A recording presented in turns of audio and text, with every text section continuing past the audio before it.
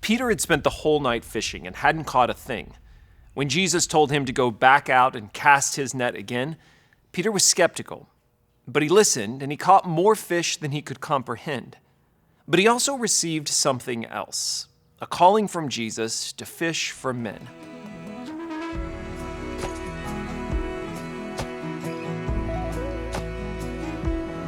Jesus told his disciples, "As the Father has sent me, so I am sending you." Our calling is to go. We have received his Spirit so that we might have power to go and make disciples. Some go to the furthest corners of the globe, some only cross the street in front of their house.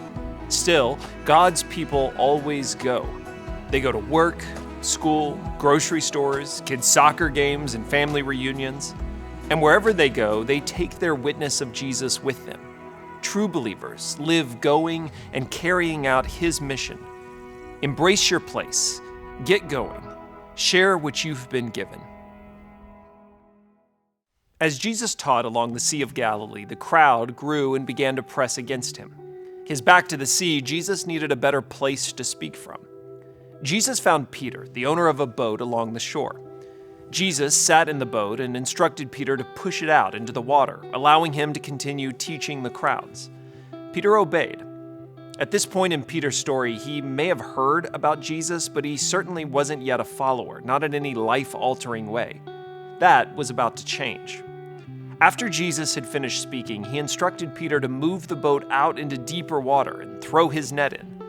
Peter had been fishing all night and had caught nothing.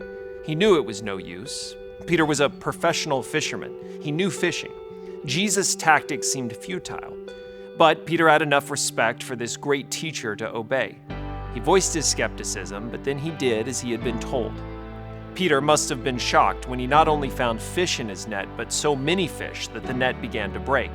He called for help, and before long, he and his business partners had filled 2 boats. Peter realized immediately Jesus was more than just a teacher. But Jesus wasn't done. Jesus explained to Peter, "From now on, you'll be fishing for people." Peter and his friends got it. They let go, abandoned their boats and their jobs, and followed Jesus that day. That promise, God calling fishers to go into the world and catch God's people, continues today. You are a part of that promise. To follow Jesus is to be caught up yourself in this new way of life. You are a fisher of people, called to let go of your old life and take up this new work. The truth is, we often find ourselves reluctant to take up that calling. It's hard to walk away from your boat, hard to walk away from the life you've been living for yourself. But Jesus' message to Peter and you is not just about sacrificing your own life, although it is certainly a part of it. Peter had spent his life catching fish, but in one throw of his net, he had caught more fish than he had probably ever seen in a net before. He understood right away what Jesus was offering him.